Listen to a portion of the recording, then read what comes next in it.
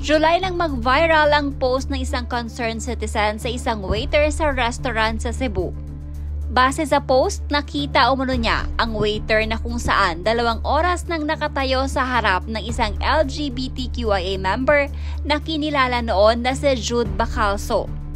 Napag-alaman ng uploader na kaya nakatayo ng 2 oras ang waiter, yun ay dahil sa tinawag umano nito si Jude Bacalso ng Sir. Umani ng samot-saring reaksyon ang ginawang ito ni Jude sa waiter, kaya naman minarapat nitong humingi ng paumanhin sa waiter. Ngunit tila hindi pa din sinang-ayunan ng publiko ang statement ni Bacalso, mas lalo pa itong nabash ng publiko. Samantala, makalipas ang 1 buwan, sinampahan na ng patong-patong na reklamo si Bacalso ng waiter. August 28 nang maghain na ng formal na reklamo sa Cebu Prosecutor's Office ang waiter kasama ang abogadong tumulong dito.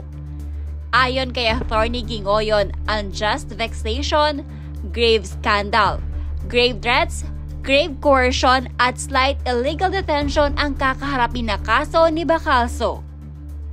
Dagdag pa ni Attorney Gingoyon, hanggang ngayon umano ay hindi pa din nakakabalik sa normal na pamumuhay nito ang waiter dahil sa trauma nito na dinanas kay Bacalso.